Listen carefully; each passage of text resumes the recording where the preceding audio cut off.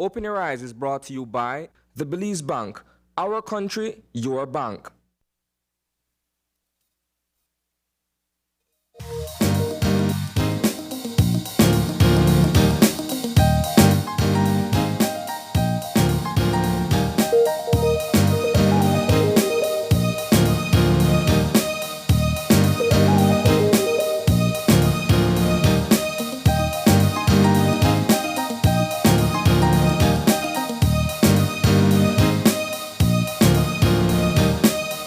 Good morning and welcome to Open Your Eyes. Start your morning, right? I am John Palacio. And I'm April Martinez. And thank you for joining us this morning. It's a beautiful Wednesday morning out. It is a lovely Wednesday. It was raining on the way. All the way from Belmont? Like by the zoo. You know, some mile 25 on route to Belize City.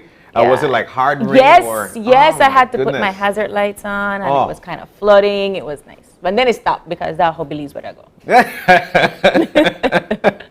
It's always good to get that insight from April because it has me reflect on what things are like when you're outside of city. Yeah, outside of Belize City. Nonetheless, and we always say this every morning when we're here, that we are in a beautiful country. We are. We're so blessed with what we've got, the flora, fauna.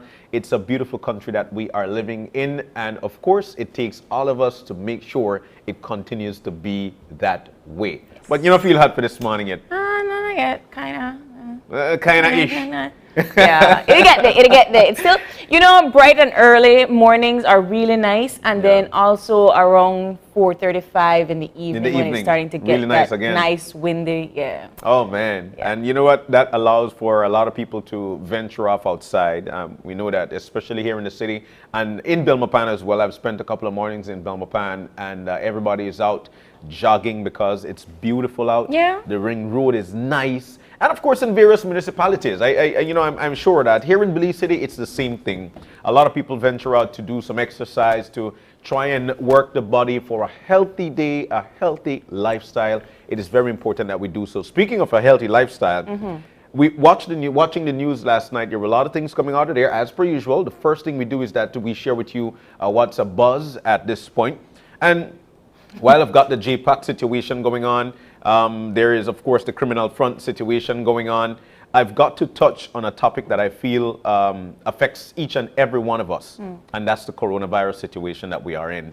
The pandemic itself seems to be one that will continue to linger, and I say that because of all the variants that would pop out. So much so that the press conference called yesterday was to, actually there was a press release that stated that, yes, Omicron variant BA.5 has been detected in Belize. Yeah. It is the most dominant variant as we speak in the U.S.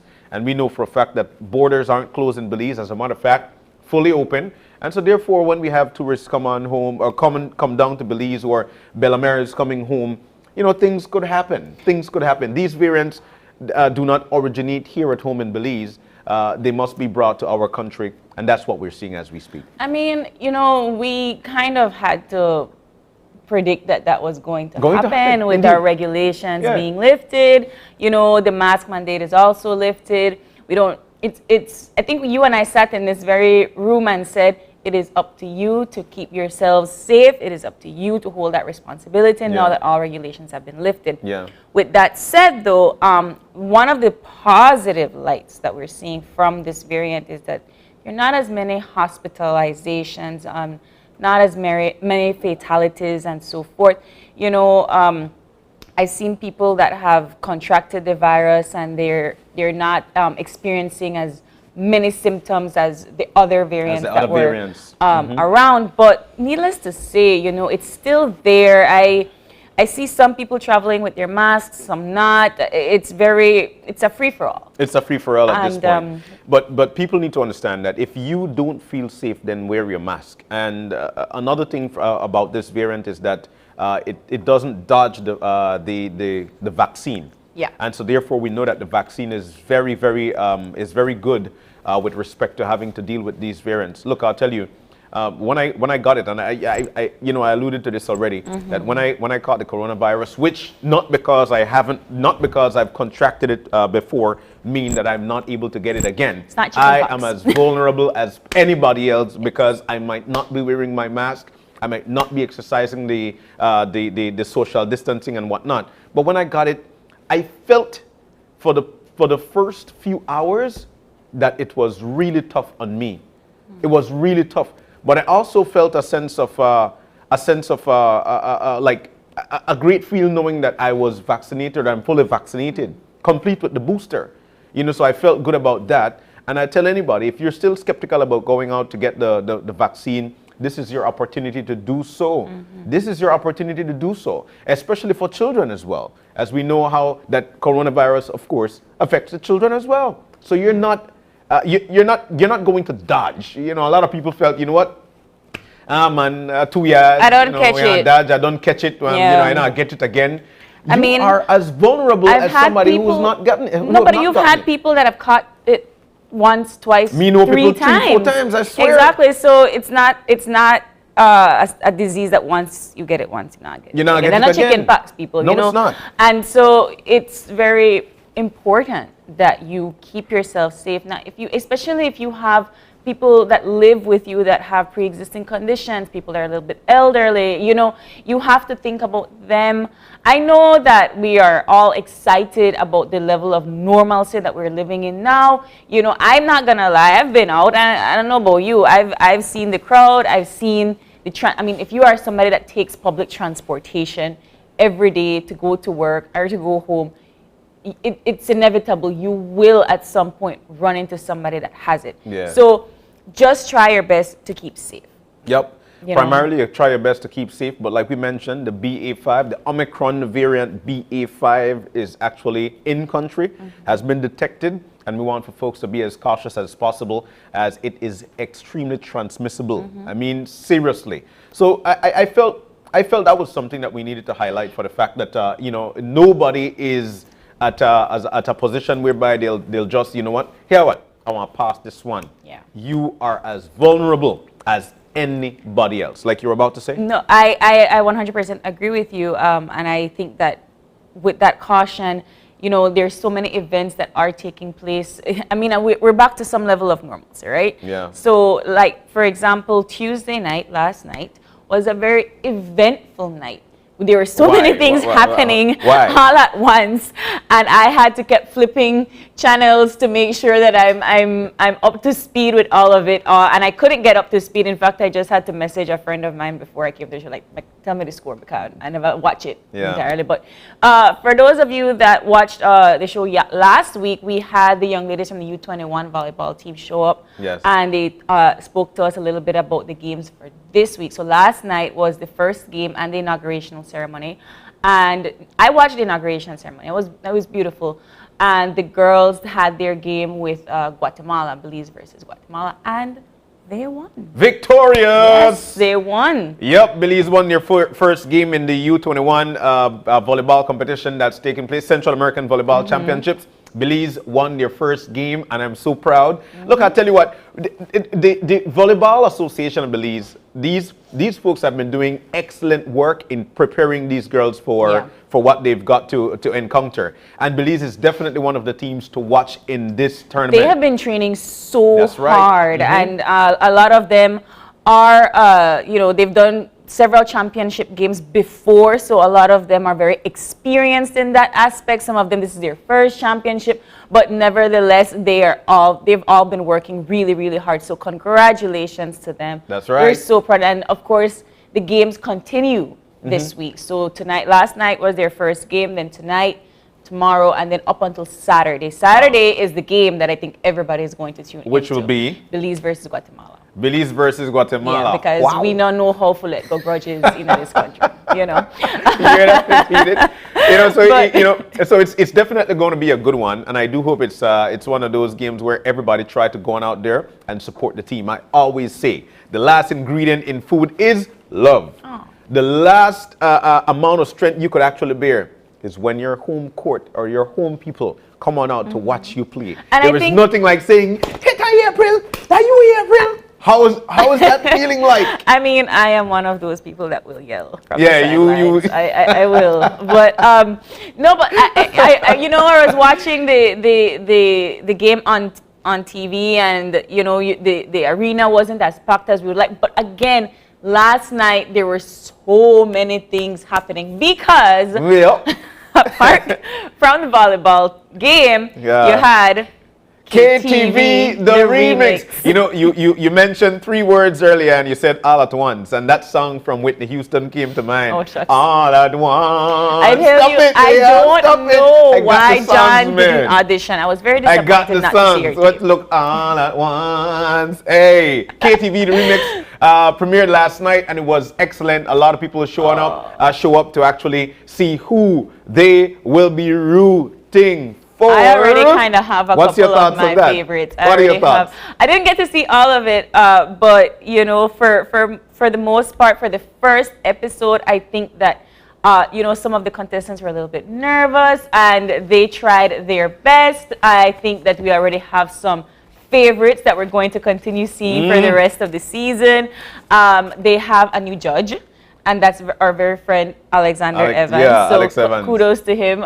Good luck to you with all of that judging and deflecting from the audience and so forth. But I did want to give a little bit of a statement, because if you're watching on TV, you're not going to see a blockage. But if you're watching on Facebook live stream, you would have seen that there were some blocks, right? It kept stopping and so forth, copywriting. And that is for the audience to understand that it's not us, it is the company, it is the system that, you know, if you are playing a song that is not owned by you, you will get blocked for it. So that is something that I think we're trying to control our best and to make sure that it runs smoothly for next week. But those things happen. I know that if you try to upload something on YouTube, especially if that Disney only can sing Frozen song, now block you right away. The Disney owns all. But this is to tell you that what you need to do is actually to go on out to the Bliss. All the $5, man. Take it the $5, right? $5 and 3 for children. And 3 for children. And you go on out to the Bliss and you enjoy and you get all that nice song. They had a good audience last night. I was very, very happy to see that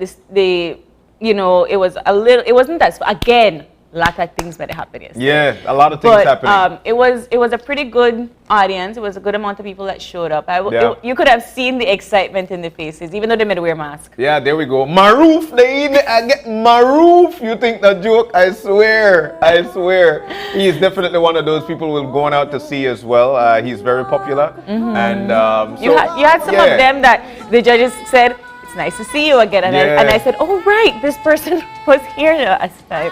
But like you said, a lot of things may happen last night all at once. You can't beat that, huh? I am just really, really proud of all of these contestants. It takes a lot of courage to get up and sing, you know, in front of not just a live audience, but other people watching online and in their homes.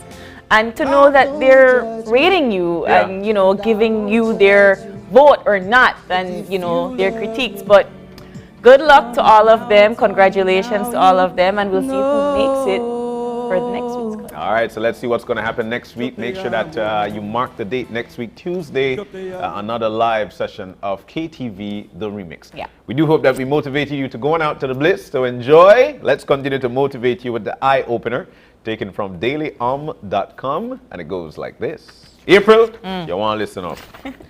So thoughts of revenge create an energy of imbalance, and it's best dealt with by releasing your anger. Before we allow ourselves to invest our energy into negative thought or action, we can remind ourselves that everything has a purpose. We can then consider that perhaps the actions of the other person or people may have had nothing to do with us. If we don't take their actions personally, it may be easier to release them. Remembering that every interaction is an opportunity to make a better choice, we can take a deep breath before responding, allowing us just enough time to connect to center and make the choice to respond from our higher self. We can never know all the circumstances that may have led anyone to do anything. By not passing judgment on anyone and instead sending hope for their healing, we may create something positive out of a difficult situation.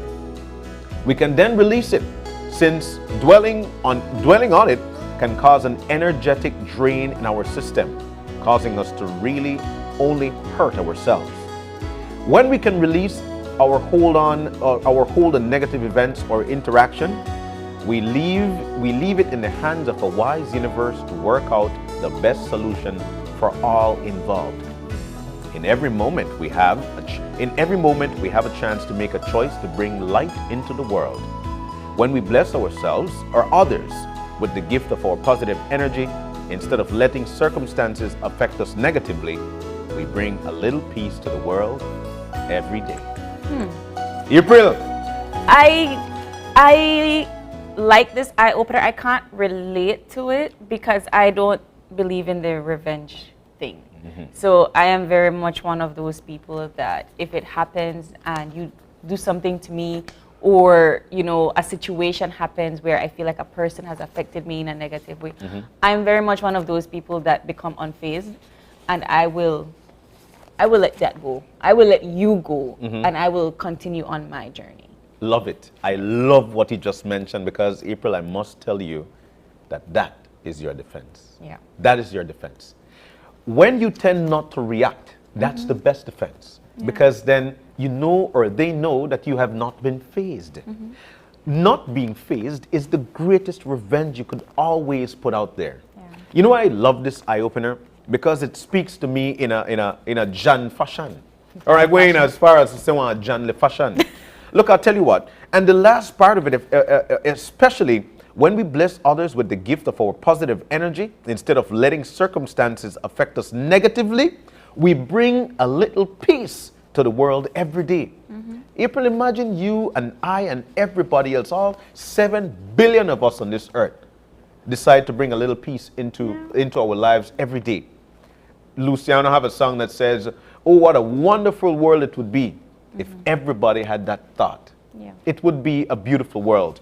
You have done well by not channeling your energy negatively. And that is your best defense.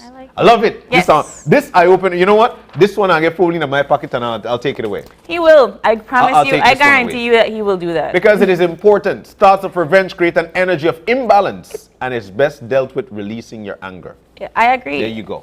There you go. I like it. And we do hope that we motivated you. Look, when we do these eye openers, it's for you to have the conversations with your pair.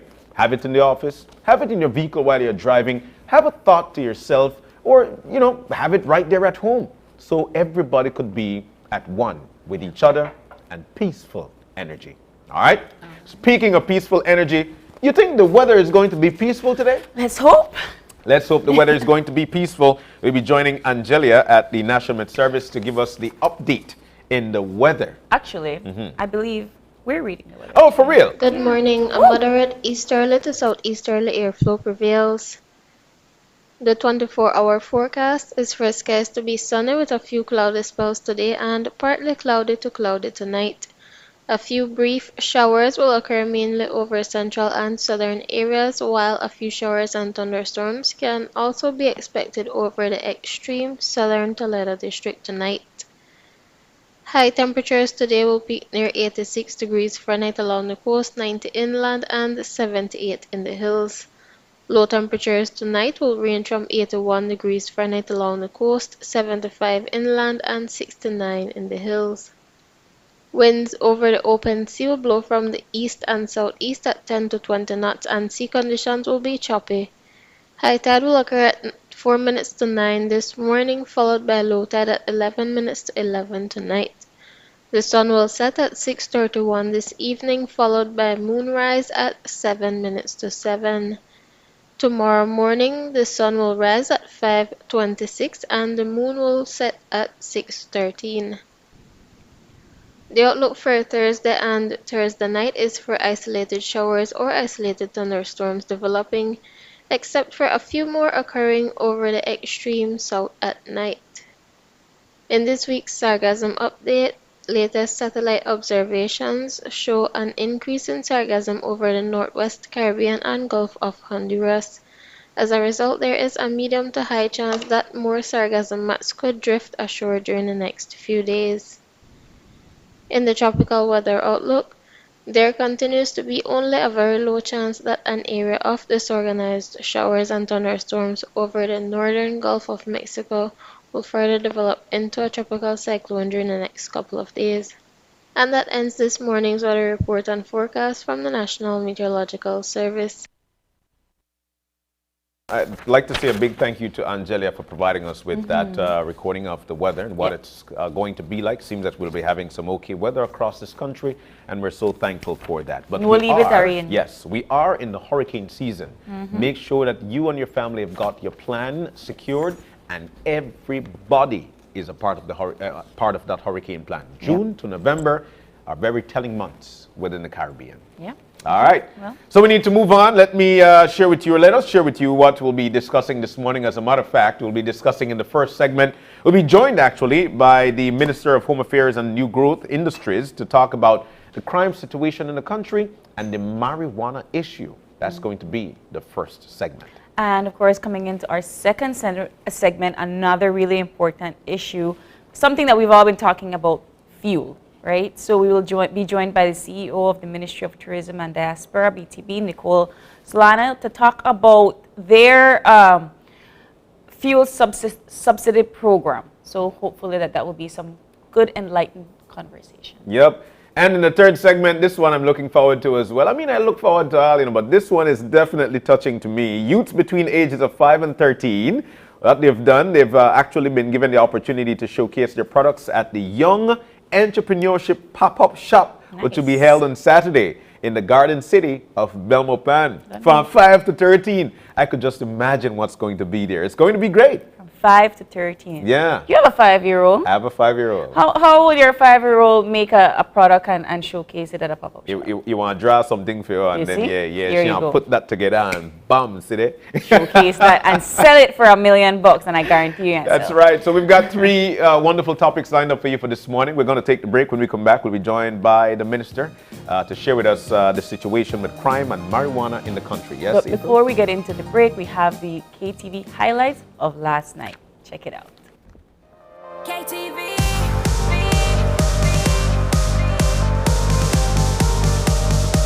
It's the remix. He's crazy for believing that I'll never leave the ground. He said only angels know how to fly. And with my broken wing, I still sing. I guess that's why they call it the blues. Time on my hands would be time spent with you, laughing like children, living like lovers, rolling like thunder under. Every day's a little harder as I feel my power grow. Don't you know this part of me that longs to go into the unknown, into the unknown, into the unknown.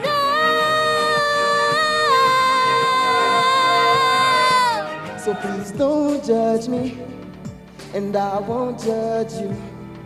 If you love me, let it be beautiful. Just let the past just be the past, and focus on things that are gonna make us laugh.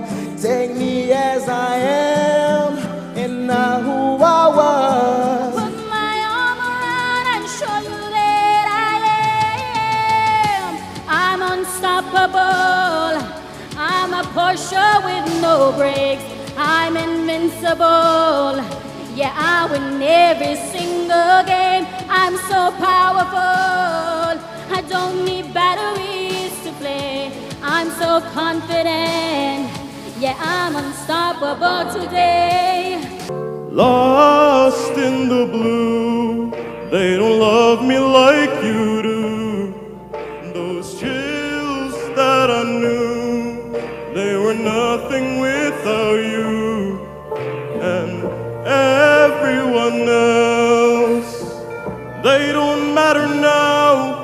You're the one I can't lose. Kiss me under the light of 1,000 stars. place your head on my beating heart.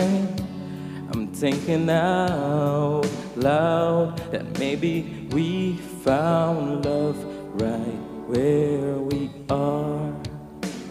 Round and around and around and around we go. Oh, now tell me now, tell me now, tell me now you know. Yo te amo, yo te amo, yo te amo sobre todas las cosas del mundo.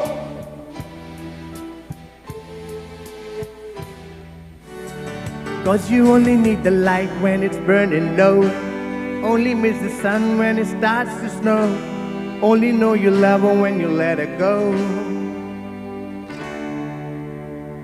Only know you've been high when you're feeling low. Only hate the road when you're missing home. Only know you love her when you let her go. Spirit, lead me where my trust is without borders. Let me walk upon the waters wherever you would call me. Take me deeper than my feet could ever wander, and my faith would be made stronger in the presence. So can you feel the love tonight? Oh, it is where we are, and it's enough for this wide-eyed wanderer. There we got this far. So can you feel the love tonight? It's the remix.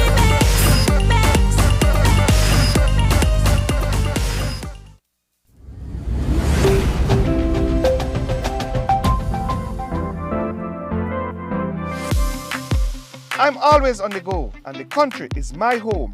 So when I want to get away from it all, I immerse myself with my favorite movies, all from the new Smart Stream app. It's easy to use this service. Purchase your movies from the app and use your mobile data, Smart Stream data packages, or smart broadband to stream and enjoy. Be like me and stream on the go with Smart Stream.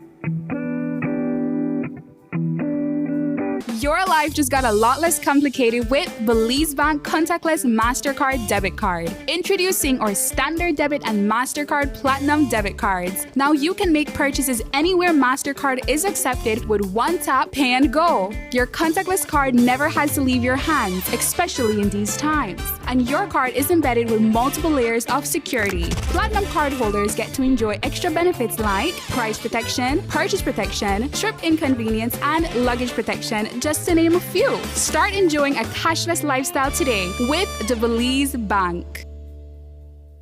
Communicate, collaborate, and improve your efficiency with Dell. At Cellular World, we carry a full line of Dell's innovative equipment, including high-performance desktop computers backed up by a 3-year warranty, Latitude notebooks, monitors, docking stations, keyboards, laptop bags, and other accessories. If you're shopping for your home or office, we have the Dell products for you. Dell has the machines to help you get in the game. Browse online and never miss a beat with your business. Visit us at any of our Cellular World branches in Belize City, Belmopan, and San Pedro, or shop with us online. Cellular World, low prices, more choices.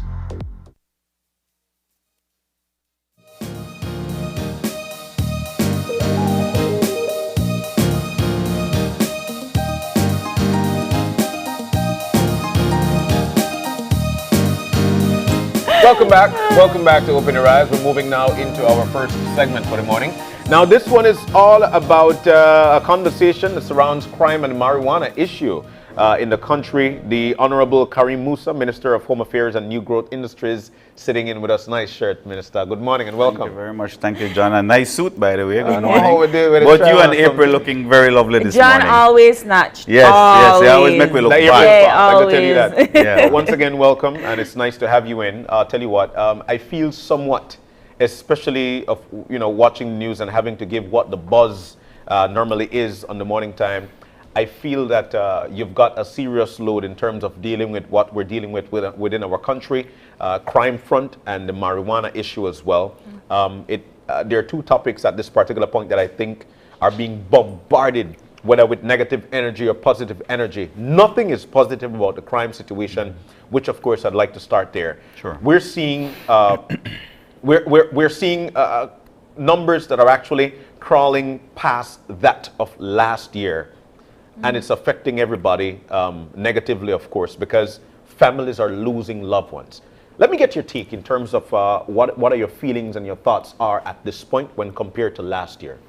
Yeah, when we compare the numbers, in particular of murders and violent crime for 2022 compared to 2021, we will see that they are on pace. They are similar. They are mirroring each other at this point in time. Last year, we ended off the year with around 124 murders, which, as I previously indicated, was down from the last 13 years under the last administration. And so there is some progress in terms of reducing the number of murders. However, like you rightly said, one murder is one murder too many in losing our Belizean lives. And so many families having to go through this grief day in and day out, especially when there are these series of retaliations, especially in Belize City. We saw the month of June, I think there were about 8 or so murders that were within a time span of 2 weeks. And so those are very concerning, and the police department responds very aggressively to situations like that, especially in Belize City. We blanket the city with patrols, with checkpoints, with stop and searches. That is something that we definitely have improved on over the years. But there are other solutions to crime that we have to look at as well, the long-term solutions, because even before COVID, crime was our real pandemic. Whenever you go over 100 murders a year, and since 2012, I think we recorded in 2012 148 murders. Wow. And ever since then, it has spiraled out of control, each year reflecting those similar numbers. And when you have a situation like that, we have to look at ourselves and say, where is it that we can attack as a government? We have to attack it at its root. We have to attack the education system. We have to make sure that education is affordable, accessible, and ensure that our young children remain in school. That is critical, you know, because yes, while your education and the curriculum is important, the discipline that you get while in school is so valuable. We underestimate just that discipline of showing up to school, getting up in the morning at 7 a.m., going to school and staying there until 3:30 every day. Something as simple as that in a structured way. And so we have to look at our truancy system. Just yesterday, the Minister of Education brought a paper to increase the mandatory age for you to remain in school, because it used to be 14, but the government is moving that to 16 years old. And I think that is also a step in the right direction to keep our children in school. So many of our young children are out of school at the moment, and it got even worse under COVID. We took several steps back. And so when you look at crime, you have to look at it holistically. What are the types of programs in place, starting with education, moving on to sporting activities. We have a Sprite Live Life tournament going on right now that is especially based in Southside Belize City. And that is so critical because it allows young men who don't know each other to come in contact, but in a positive way. And what was so incredible for me as minister when I attended the one at Marion Jones at the Mexican Sports Center 2 weekends ago. It was incredible because after they played the game, we went outside and we had personnel from the Ministry of Human Development. We had personnel from the Department of Youth Services actually engaging in a life skills session with the young men who just played a match. Heated match. Went outside and they said, all right, Tyrone, we saw that when you got fouled, you got angry. What made you get angry and how did you respond to that?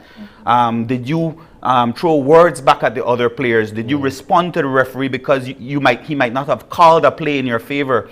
And so they get to ventilate and express themselves, and then they get guidance and counseling at the very same time. So we underestimate the value of things like sports, engaging in a positive manner, interacting with guys from other neighborhoods, because that's a huge problem, you know, that in Belize City, if you are from a particular neighborhood, you can't go outside of the four corners of your neighborhood. You are stuck there. You are trapped there. It's like imprisonment. And so this allows them to engage with one another in a positive way, and they realize, you know what, we have more similarities with each other than we have differences with each other. So that is critical. And then, of course, the LIU program, we just had a graduation of 500 young men and women. That was incredible to see in literacy, numeracy, customer care, graphic design. These are things that they were never afforded the opportunity to do. And so we are looking at these at-risk young men and engaging them again in a very positive manner. So these are all long-term solutions though, John. The problem that we have right now is that there have been beefs, old beefs, new beefs that have been created over the years, and gangs have these rivalries that exist. 29 gangs in just a 6-mile radius. Imagine that, 29 gangs fighting with each other for within reasons 6 miles. Within 6 miles. But we did have because I could remember some months ago, GOB giving the opportunity to gang leaders, or those who refer to themselves as gang leaders, the opportunity to impact young men's lives in a positive manner. But at the same time, you know, GOB will definitely be heavily scrutinized by the public, knowing that resources are being put into these young men, but at the same time, there's not much things that are being yielded out of it. So thus we are seeing criminal activities here, criminal activities there. What are the studies so far with respect to you know, resources being channeled into the leaders so they could spread that across to their followers? You know, the resources, John, really and truly are never enough for the type of problem that we have right now. We had submitted an initial budget of $9 million per year for all of the social programs that we have in mind and that we have planned as part of the LIU strategy. We only received $2 million, and so that could only go so far, and that's for the entire year of 2022. And so we have to make do with what we have. We're coming out of a pandemic, a serious economic situation right now with the cost of living, and so we are putting some resources into this. It definitely needs more, but you're perfectly right. The way I look at it, John, you have to give these young men an opportunity. Learning opportunity, education opportunity. You have to give them economic opportunity. If after that they choose to say, I will continue with my criminal behavior, we then have to take them out of the program. We cannot be rewarding bad behavior. It does not work like that. And so, yes, there is a part of our society that's saying you have to be like Bukele. You have to come down heavy and lock up these gang members. Now, what Dr. Herbert Gale will tell you is that states of emergencies are only band-aid fixes. He refers to it like morphine, because society gets a little relaxation from it that these young men are put away for 30 days. But what happens when they come out after 30 days? So what you're doing is just delaying the inevitable. But I will say this, states of emergencies do have value. Because in a situation where tensions are high, the likelihood of retaliation is high, it is important to press the pause button so that these young men can have a cooling off period. So if it is that we see that there is this series of retaliations it becomes necessary to employ the state of emergency. But you don't go to the state of emergency as a full-time plan. That's not the plan of action. The plan of action is a 15-year plan of action. Dr. Gale said, if you implement these strategies that you're doing here in Belize now, you will see the results in 15 years. Now, for anybody, that's scary because you want the results now. No. You don't want to wait 15 years from now.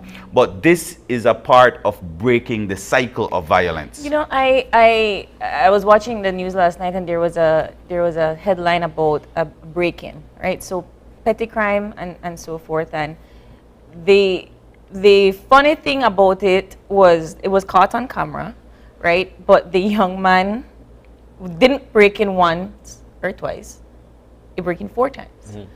Same house with the bike, they go in and out and they take the stuff. And I sat there, and the first thing I said to myself is he doing this because he could get away with it? And he's rightful, like in the open, you could clearly see him, and he's just doing it.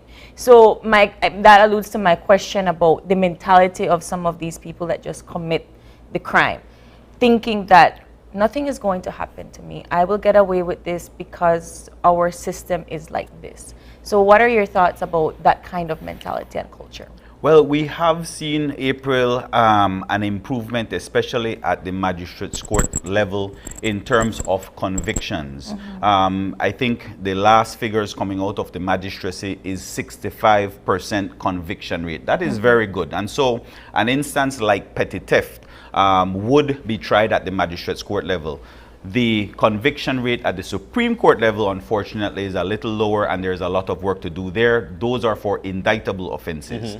But to get back to your question, what goes through the mind of that individual? For them, if they have been in prison and are used to it, they don't look at it as punishment because they don't have life better out here than they do at the prison. And so that is something that goes deeper, and we have to look at longer sentences, because the more crimes you commit, the longer sentences you get. The judge would look at your rap sheet and say, no man, you have committed this same type of crime 4 times before this, and so instead of imposing a 2-year sentence, because this is your 5th offense, I will impose a 10-year sentence. And so you do get longer sentences the more times you commit a particular crime or other crimes as well. We know that, this morning it's twofold, where the criminal situation and the marijuana situation. And I'd like to cap the criminal situation by providing you the opportunity to discuss what we're seeing right now. There are a lot of retaliations. There are a lot of people who seem to be angry from what had happened to their family. You know, it's alarming to know that there is a 6-mile radius, and there are a lot of people who are actually who are trying to be, this is my spot, or feel wholesome about that, and I don't want you coming here. So what will GOB do to try and cap this off? Because it is ridiculous. I'll tell you what, here in Belize City, a lot of people feel in prison. We're not able to move from point A to point Z. But at the same time, I still feel this is not only on the police or GOB. This is on the people. It takes the people to police the police, and vice versa. We need to be able to talk up. We need to be able to have the opportunity to actually say how we feel, so people can be convicted. It's sad to know that, you know what, yes, you know that somebody know that he did it, but that person, they don't want to come on out to see, because they are afraid of what could happen to your family. What do you think we should do to try and cap this off so that conviction rate becomes even higher? You raise a number of very good points there, John, and let's start with the first one. We need to take some personal responsibility for the situation that we have on hand. Us as parents, as guardians for our young people, we need to take account of who our children are hanging out with, the type of company that they're keeping. I notice in addition to the other crimes that are happening, we have a lot of young people going missing. Almost every day now you see a post on social media, this young person is missing, that young person is missing. And thankfully, the last 2 weeks we've seen them found. They have found the young people, thank God for that. But we need to take greater accountability as parents. It cannot be that the government is responsible for parenting as well.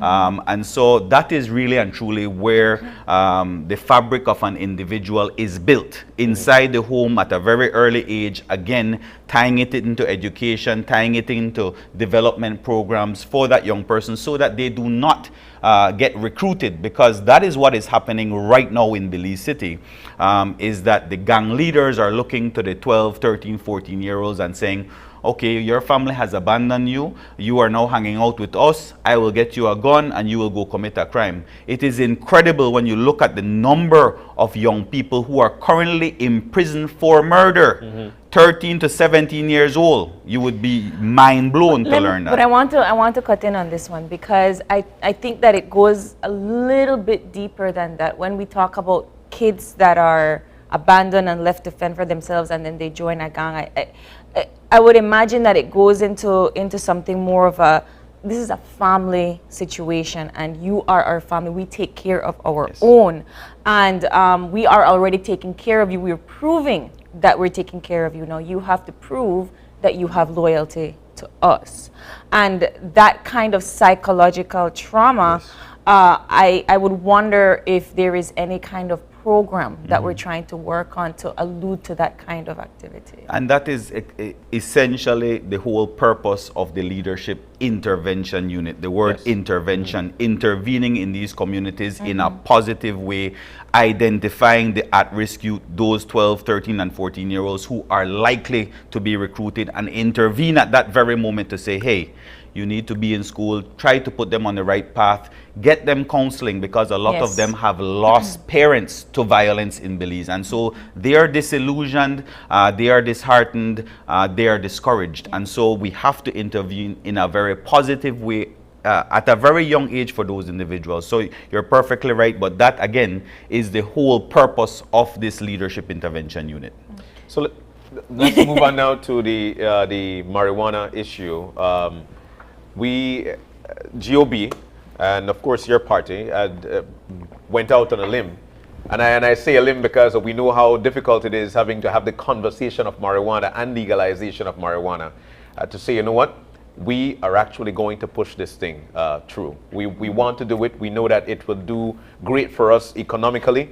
But of course, you had to push back, and you had to push back from a very big force. Formidable force. A formidable force in the churches. You were on record as well to say, you know what, we've been through everything we had to put through so we could get this thing across. But the churches said, that's not the way it's supposed to be. This must go to the people first, and the people should decide that this is what they want. But the church has actually won that round in terms of bringing forth a referendum. What are your thoughts on that, and how do you see this going forward? There is no truer form of democracy, John, than having the people have a say. A referendum is a good thing, it's a positive thing. Unfortunately though, in a time of crisis, in terms of a pandemic, followed by an economic crisis, it is a very costly venture. I was speaking with somebody from the Ministry of Finance yesterday and just trying to pick their brain as to the cost of a referendum. And they said that, well, if you're going to gauge it by the most recent one, which was the ICJ, the government spent in excess of $10 million. Now that is a lot of money on a referendum, but at the same time, we have to respect what the law is. The law says that if any group of persons come together and get a petition going on any issue whatsoever, and manage to get 10% of the voting population to sign that petition, then that triggers a referendum. There's no way out of that. And so the government now has to proceed with that referendum. It's a very costly one. And so I hope that we won't hear any backlash from the churches about the cost, because this is what you asked for, or the opposition, because that is what they asked for, even though I know there are 2 members of the opposition who support the industry being created, being the leader of the opposition and the Honorable Tracy Tager Panton. Those 2 individuals are on record supporting it. And so even though they have that support, I think as a party, they decided, you know what, let us take it to a referendum. Let the people have a vote. And so more than likely, they will, for political expediency, now shift and go alongside the churches, because that's what politicians do. They might have said something in support, but realize, oh, this thing is gaining a little traction, let me side with the churches.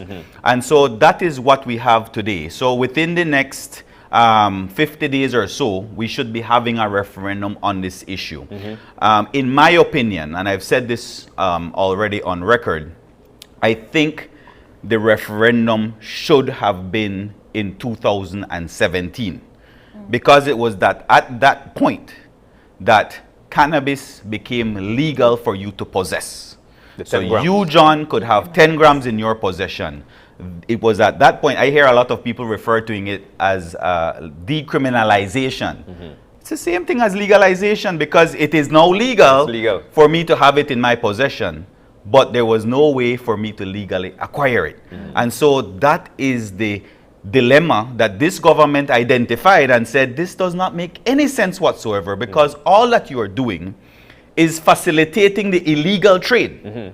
So the cannabis that's coming from North America, the cannabis that's coming from Mexico, the individuals bringing that cannabis into the country, they're doing so illegally, dodging the police, forming their gangs, forming their cliques, selling on the illegal market. You have to go in a dark alley to purchase it.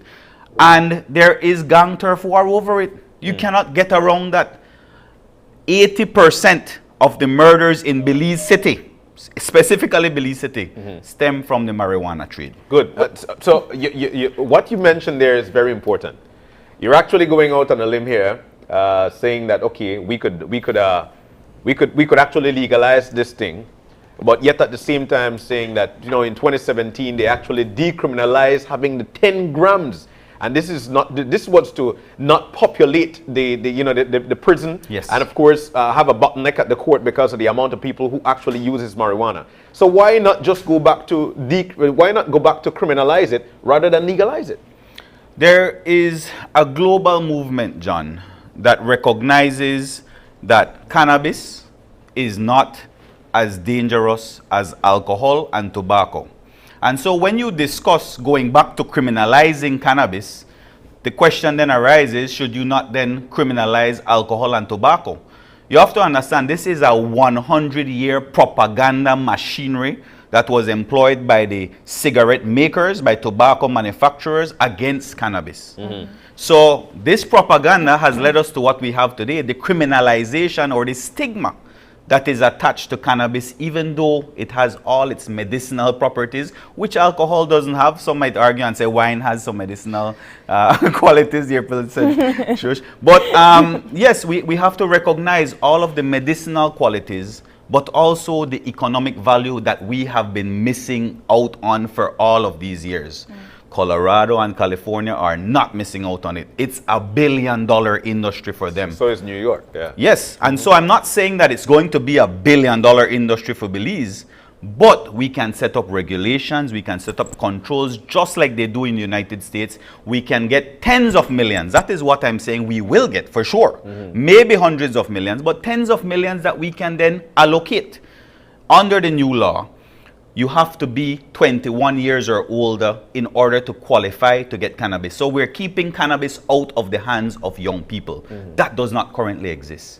Under the new law, we are apportioning 20% of the taxes to rehabilitation programs, which do not currently exist. We have to be very real about this. We have to be very practical about this. We are setting up sporting programs. We are setting up educational programs. My idea was to hopefully channel some of this money to free education, because that is the platform that this government came in on. And so we have the opportunity right now to make sense out of it, to make it make sense, because currently it doesn't make sense. So I do not see us taking steps backward. In 2017, both sides of the House and the Senate fully supported the legal possession of 10 grams of cannabis. But now we are at a crossroads where we're saying this does not make any sense. So will the Ministry of Home Affairs then set for, during this time of this gearing up for the referendum, campaigns to support the legalization? How are you going to go about doing that? You know, over the last year and a half since we first introduced the bill, I have to say that I was very fortunate. I learned a lot over the last year and a half in presenting this bill in terms of consultations, how important that is to have the buy-in of all stakeholders. We had meetings with the Chamber of Commerce. We had meetings with the Belize Medical and Dental Association on this. We also had two meetings, well, one meeting with all the bishops, the Council of Churches, and then again with the social partner senators, which includes the Council of Churches as well.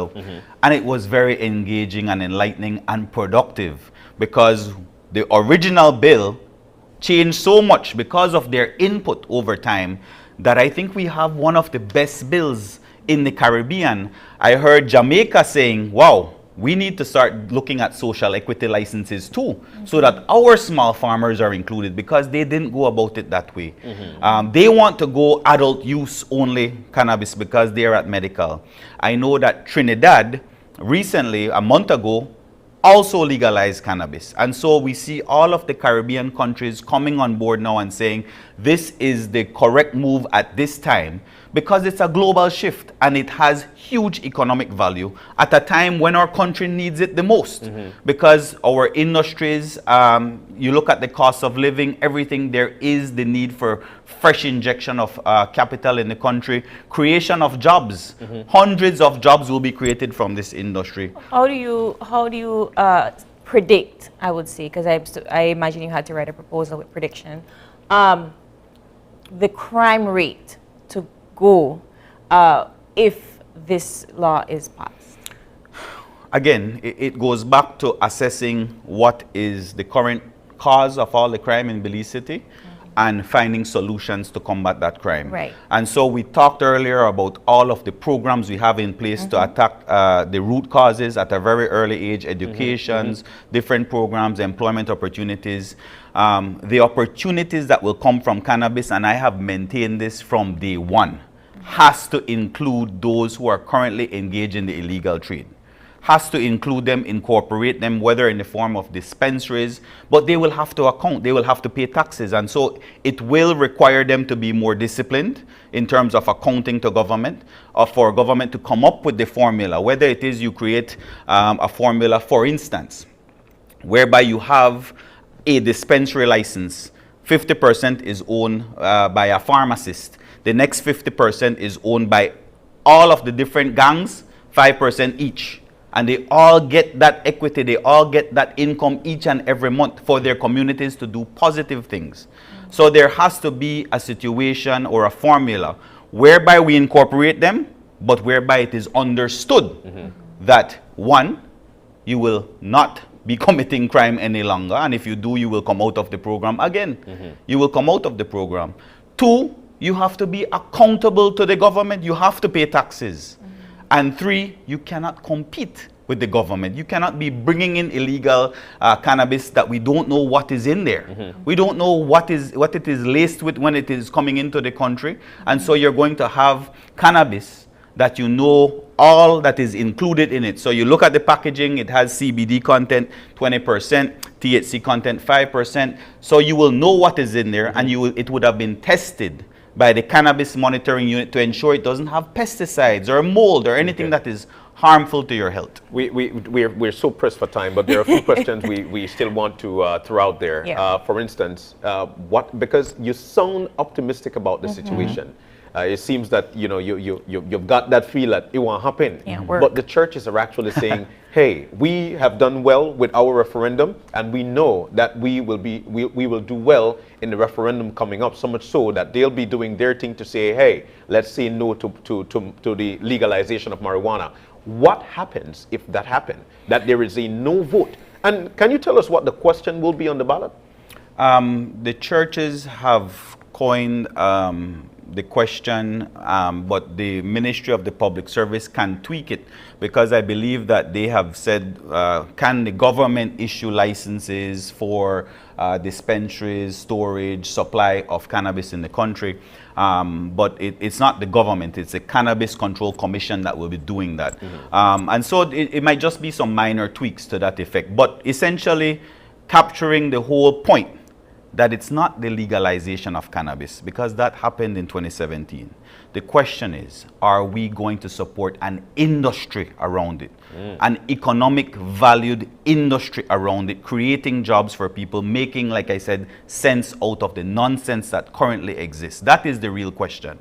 In terms of what happens after the referendum, if there's a no vote. If there's a no vote, we continue with the illegal trade from Mexico. That's what we continue to do. We continue with the illicit trade. We continue to be ostriches with our head in the sand, not understanding the situation. No pun intended, because ostriches are the next big thing.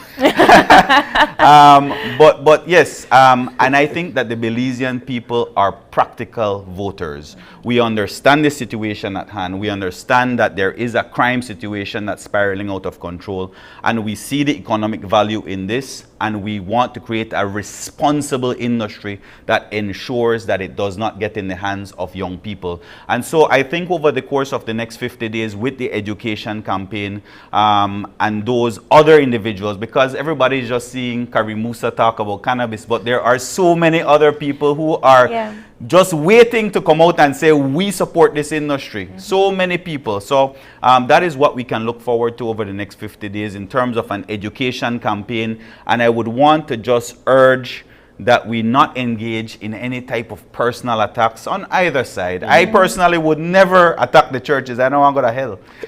Never, ever, never. And so I just urge that we continue out of respect for each other, that we put out accurate information, and we do not fearmonger, because I think a lot of what is happening is fearmongering that's happening, not understanding that this is a global shift that is taking place, and there's so much value to it, medicinal and economic. Minister, thank you so much. I really had like about 4 more questions, right? But we have to wrap it up, and hopefully you can come back before the referendum takes forth and we can continue on. But thank you for so having much me for on coming as well. in. Thank you. And with that, we are going to take our next break, and when we get back, we'll be discussing you. So stay tuned.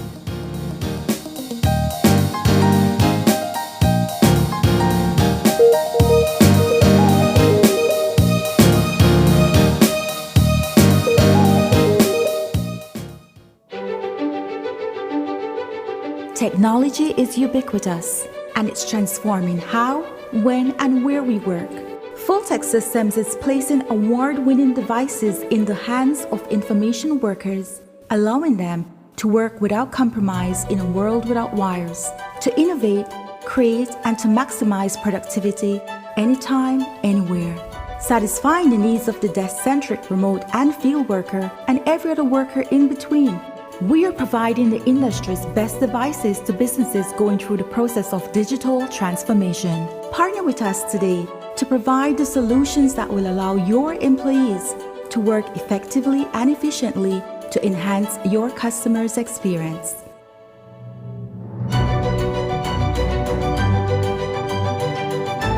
Fulltech Systems, your technology center, where you'll come for the price but stay for the service.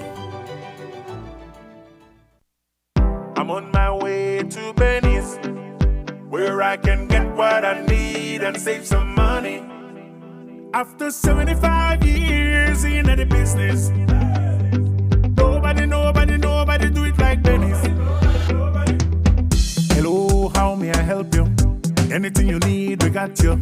Whether it tools or tiles, lights and fans, we are serving with a smile. Genuine plumbing and electric supply, quality construction supply, heating and air condition, 100% Belizean. Benny's, celebrating 75 years of quality and savings.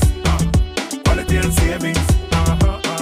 Benny's, celebrating 75 years of quality and savings. Quality and savings. Benny's, celebrating 75 years. Quality and savings. Quality and savings.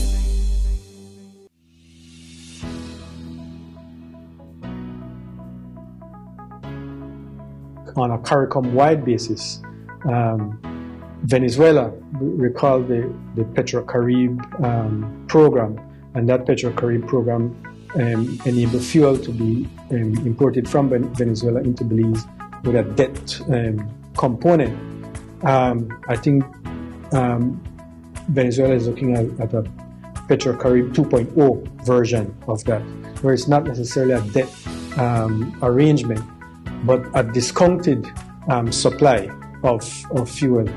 Now, the U.S. has sanctions on Venezuela, so that's not currently possible. But I think CARICOM is certainly taking a position that the U.S. should lift those sanctions so that this PetroCaribe 2.0 can start, so that we can get discounted supply of fuel, which would be particularly beneficial and useful for all of us at this point in time when fuel prices are where they are. So I think that is something that we're looking forward to, that the U.S. will take heed from the proposition from CARICOM and lift the sanctions so that we can import discounted fuel into Belize from Venezuela. We always have to keep looking forward. We have challenges before us, and we are addressing those challenges, but we also have to look forward and plan going forward, how do we make things better? And I think that's what we are doing and we continue to do.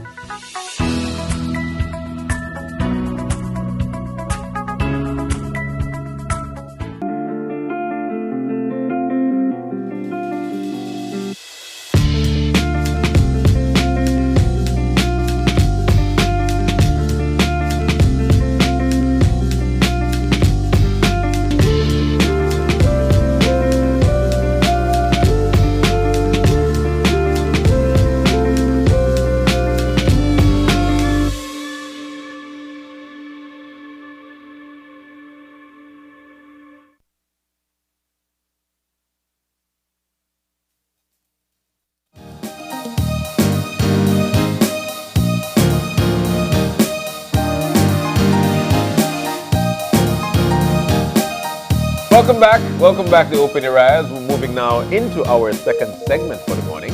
And of course, this one was something that actually rolled out, I think if I'm not mistaken, somewhere around last week or the week before, fuel subsidy to the tourism sector to offset what the real cost is at this particular point. But how can we make a living if what we're actually using to make a living is at an all-time high? We've got the professionals in to tell us all about it. As a matter of fact, we've got in with us Nicole Solano. She is the CEO in the Ministry of Tourism and Diaspora at BTB. And of course, Denmar Villar. I know when I said 2L, why? Who is the Registrar of Hotels at BTB. Guys, good morning and welcome. You're looking great, both of you. Morning. Thank you so much, John and April, for having us here this morning. It's nice to have you. Morning. Thank you for having us today. Well, I guess we should just jump right into the conversation. For those of our viewers that don't really understand, can you explain to us what fuel subsidy actually means and the proposal that you're putting out as BTB? Okay. Well, let me start by just giving you the background. Sure. It is actually, I think that it's no secret that fuel and the rising prices of fuel has affected everybody.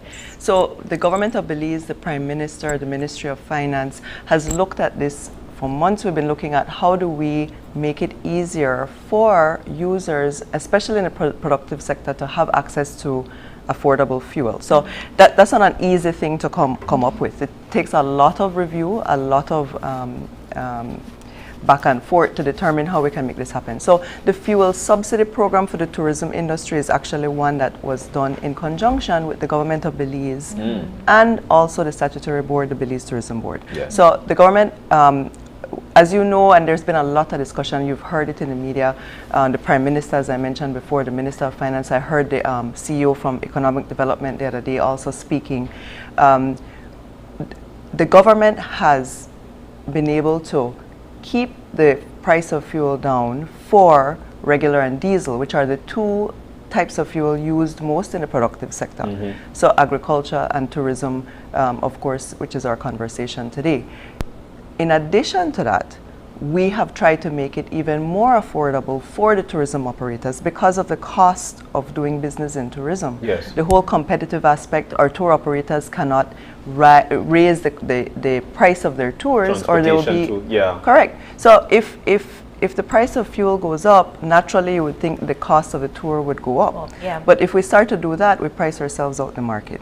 So our minister was very keen on seeing how we can give additional support to the tourism industry. So he was the one that started the process of designing this subsidy program specifically for the tourism industry.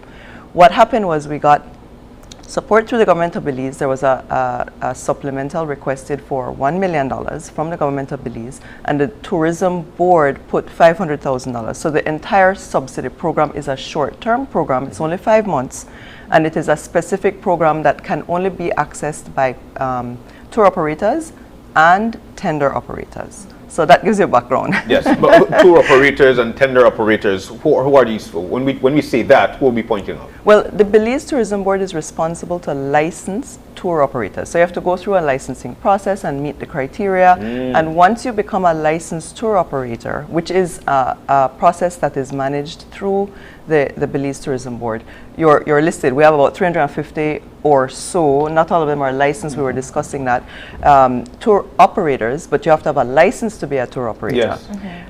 Tender operators are those operators that operate between the cruise ship and shore. So on cruise ship days, they're ferrying the passengers from the cruise ships. Okay. So those are the ones that we have also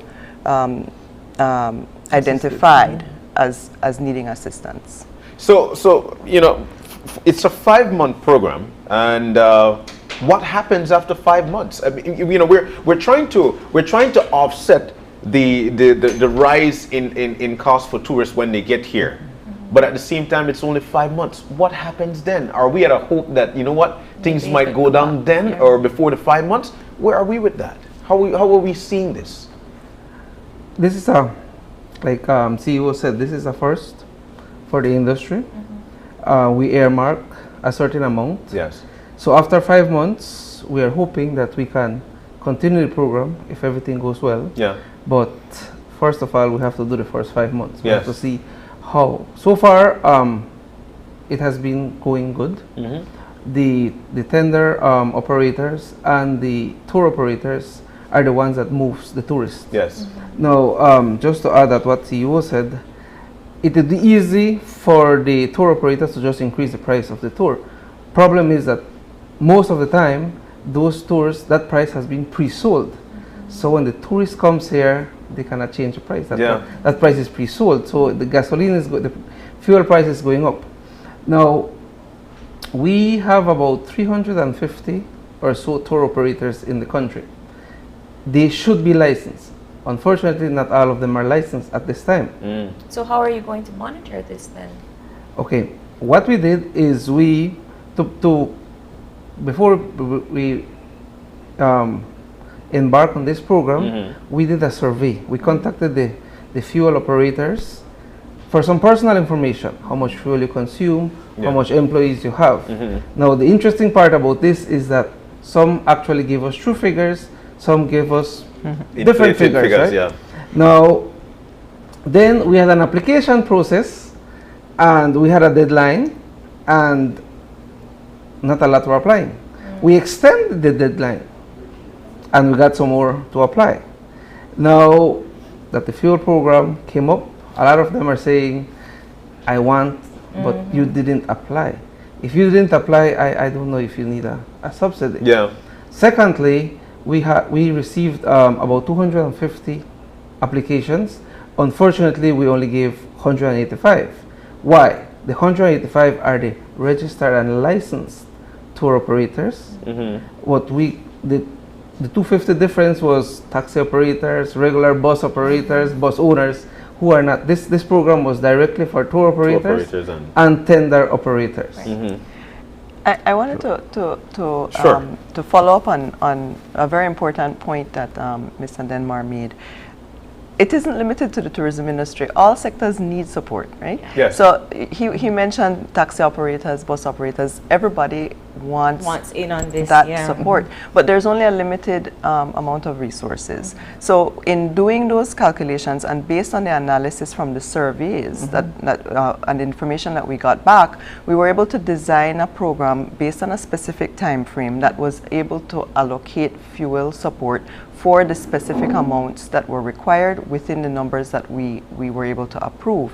So it's not, at this time, the program is closed because it's based on the design from the feedback that was received, right? And it's a short term because of the limited resources. The intention is to utilize this program to alleviate some of the issues that the tourism industry is facing. So to the point of how long it is going to last, every day we get a call, we need fuel subsidy too. We are in the tourism industry too. We're not a tour operator, we're not a tender operator, but we still have fuel issues in the tourism industry. So there are a lot of segments that still need support, and we are evaluating how is it that we can support.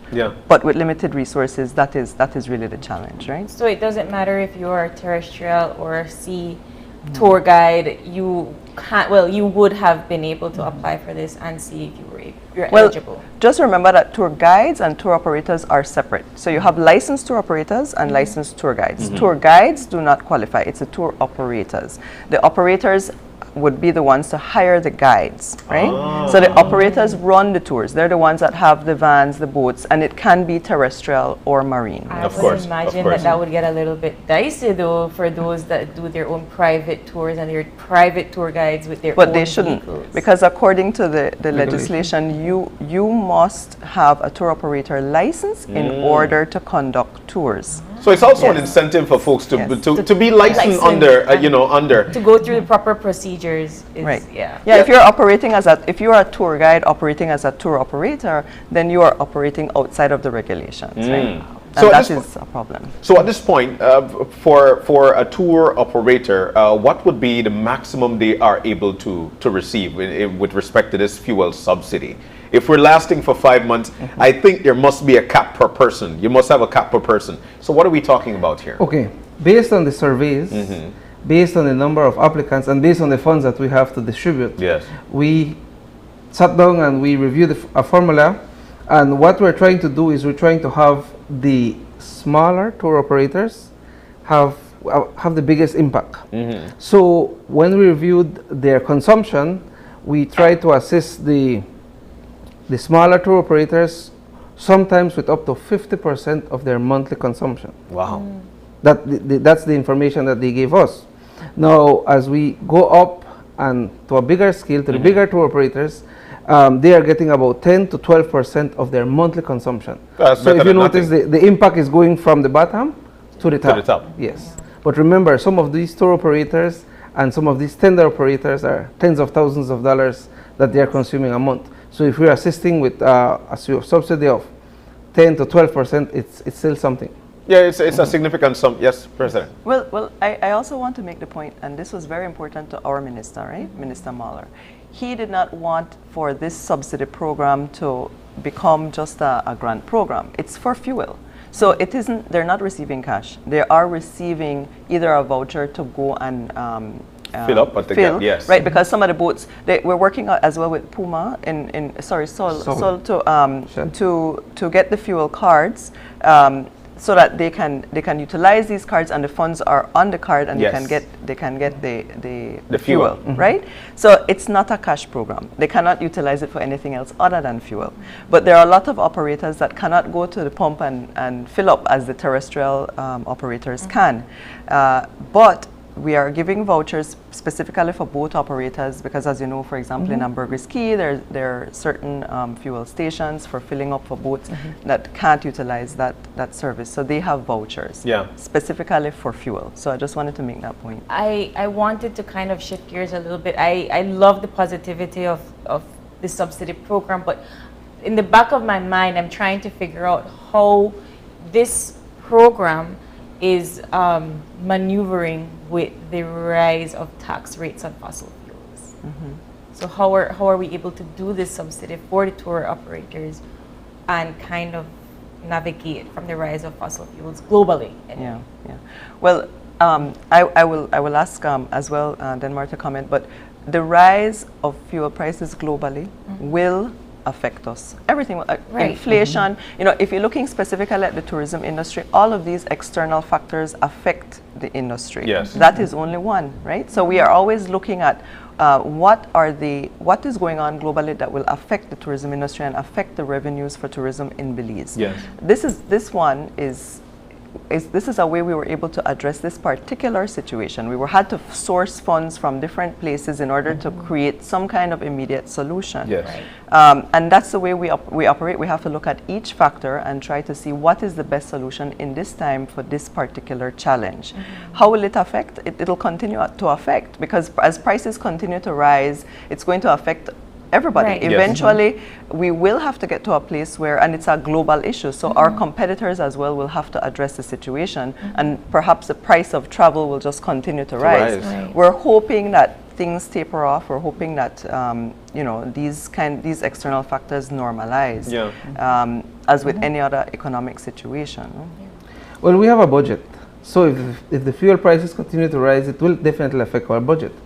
But what I wanted to get at is that no money is involved here. Okay. We as a regulating body, the BTB as a regulating body, we issue licenses to tour operators and tender operators, and we have the vehicles registered under our system. So if you are a small tour operator and you have 2 vans, those are the 2 vans that are registered with us. So when we did this program and you made an application and you come that you have 5 vans, I'm sorry, you're registered for 2 vans. This is what you could get. This is what you can get. Yes. So and we're doing it in 2 ways. For the terrestrial, we're giving them vouchers, and for the marine ones, we're giving them cards. Yes.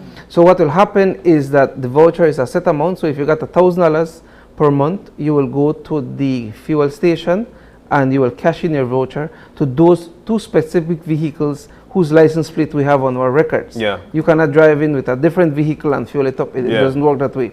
This is a fuel subsidy to assist the industry. And the industry is rebounding. Other countries are reporting about 50%. We are at around 60 to 70%. Wow. So the industry is rebounding. Yeah. And interestingly enough, we are one of the first countries doing a fuel subsidy for tour operators. Yeah. Because current estimates put us at about 50%, about 50 cents of every dollar is generated from tourism. Wow. And that's high. That's high. That's very high. That's very high. But at the same time, let's talk about how it's going. We know that this is something that I'd like to call it inaugurated, as much as it's just a small project at this particular point. But what's the sentiment of tour operators at this particular point, knowing that they are able to have little ease on cost of fuel for them? Okay, when we did the launch 2 weeks ago. Yes, man, I said the launch right there. Yeah, there There's we the go. launch. Big shake hand. when we did the launch, we invited the first 20 tour operators. Yes. And their testimonials speak for themselves. Wow. Wow. They are so glad. And remember, I told you, it's an impact that's coming from the bottom going to the top. Yes. So the smaller operators are getting almost 50%. Some of them are 60% per month of their fuel consumption. And that's big. So the impact is being felt. And this is a great incentive for anybody who would like to go into tour operating, that, look, this is your opportunity to actually register under the BTB. So you are able to, this is reaping the benefits or getting some sweets, so you are able to have a better lifestyle. We know that the program, the registration for this subsidy, fuel subsidy, that's closed already. But are people able to still go in to register, We know that they're not able to get the fuel, but it is important for them to register under the BTV. What do they do? It is important for them to license. Yes, to license. To license themselves. Yes. Because we have a lot of tour operators operating with an expired license or without a license. Is that dangerous? Why we continue to be to advocate for the license? Yes, it is dangerous, and it's one industry we have to protect. Yeah. So as a licensed tour operator, we know that you have met the requirements of the program. One of those requirements is the public liability insurance. Yes. So as CEO said, I must differentiate. There's a tour guide and there's a tour operator. Under the law, under the regulation, a tour guide needs to work for a tour operator. There are tour guides who are getting in their vehicle and taking people around. They are not a tour operator. They are not licensed as a tour operator, as such they're breaking the law. Yes. Now the tour operator, they are the one that market, they package the tours, and they are the ones that conduct the tours with licensed tour guides. And they are the ones that need the public liability insurance and all of the other requirements under the regulation. So we stress that everybody gets licensed, because when we issue that decal that you put on your boat or on your van, licensed by the BTB, we know that you have met the standard that is required by law to conduct such a tour. Well, we're slowly wrapping up. We're running out of time. Can you tell us what the vision is for the end of the 5-month period? What are you hoping for? What's the predictability? Well, we are just into it. I think that we're at the point now where we're starting to see some of the effects of the program, right? I think this week there's an additional release of some additional the cards will be issued this week. So it is still rolling out, right? We're monitoring. So every step of the way, we're seeing what the results are and where we can or want to go at the end of the period. As I mentioned before, evaluating new requests and seeing how we can help those additional people within the sector. So it will be an evaluating and monitoring process to see the effects of this and what we can do going forward. And at this stage of the pandemic, we know that it was a serious offset when the pandemic got started. You did mention, which is great news, that we were about 60 to 70% rebound. Correct. I know any country in a such thing, and this is the reason why we say Belize is no longer a best kept secret. It's just the best kept or the best place for tourists to actually be. What are we seeing with the tourism sector in terms of people and their comfort within the country? Well, the numbers are looking good. The arrivals are looking good. The BTB had instituted a gold standard program, and we're still adhering to that gold standard program, and that's important because when the tourists come, they want to ensure that they're safe. They're staying at the gold standard, correct, following all the rules and making sure that everything is okay for them. And we are still behind some hotels to get their gold standard. Why would there be a reluctance for hotels to get the gold standard? Well, interestingly, we are looking at incorporating some of those basic biosecurity measures into the minimum standards for hotel licenses.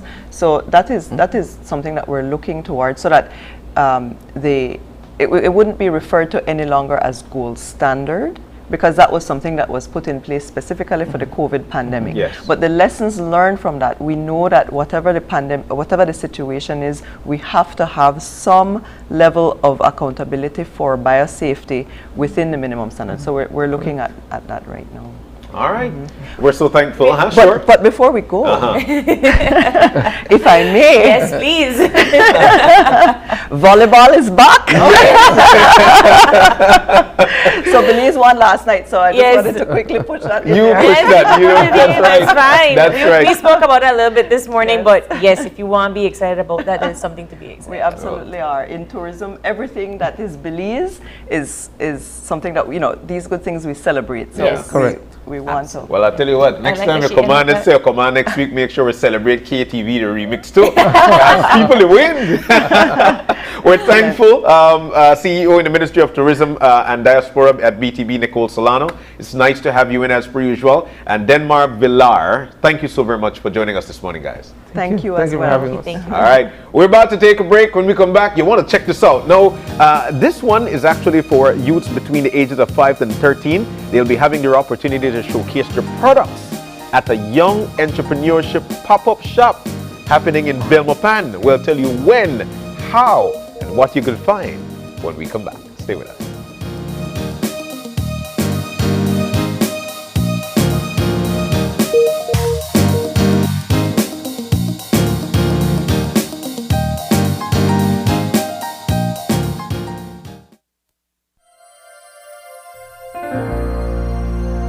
Hello, friends. This is Dr. Bob Roberts with another 60-second sermon from God's Word.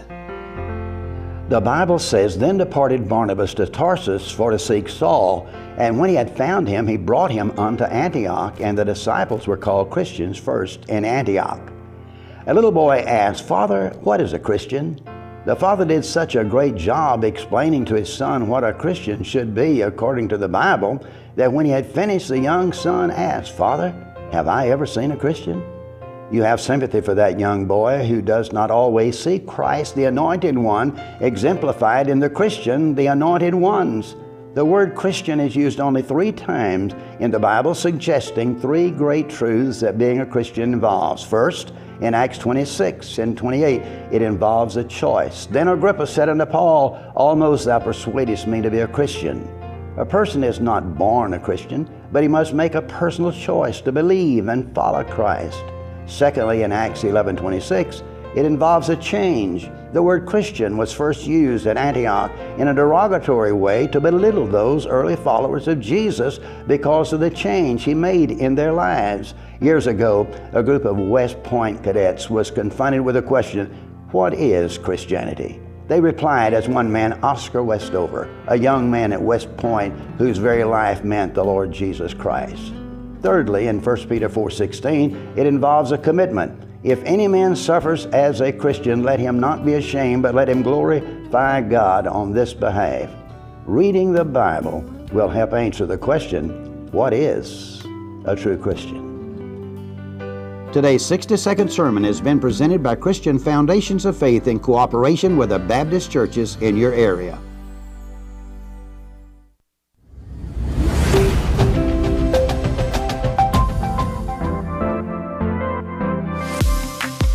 I'm always on the go, and the country is my home. So when I want to get away from it all, I immerse myself with my favorite movies, all from the new Smart Stream app. It's easy to use this service. Purchase your movies from the app and use your mobile data, Smart Stream data packages, or smart broadband to stream and enjoy. Be like me and stream on the go with Smart Stream.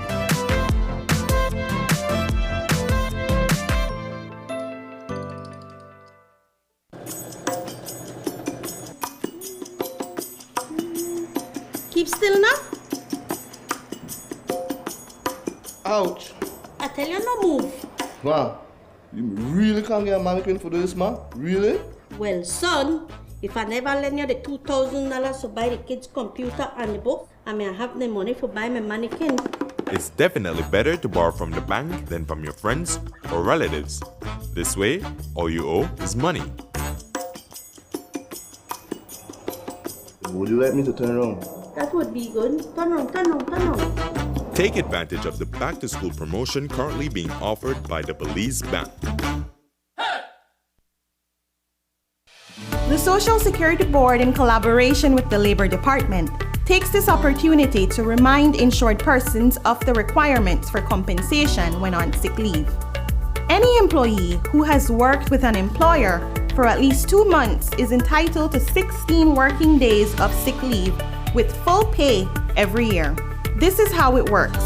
Upon approval of a sickness or injury benefit claim by SSD, 80% of the employee's weekly insurable earnings is paid as a Social Security benefit, and the difference in the employee's salary is paid by the employer. This is to ensure that the employee does not suffer any loss of wages when ill. After 16 days, Compensation for sick leave is paid as a Social Security benefit only.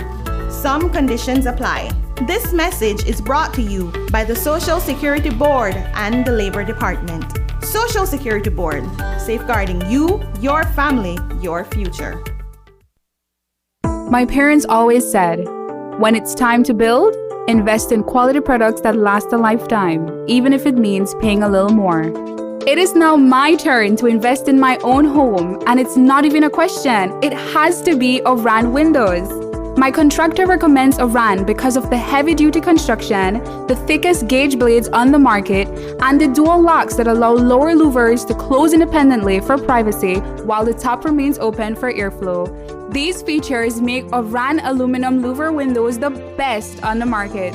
With Oran aluminum louver windows, you get strength, durability, and beauty with an added layer of security and protection against debris and damaging winds.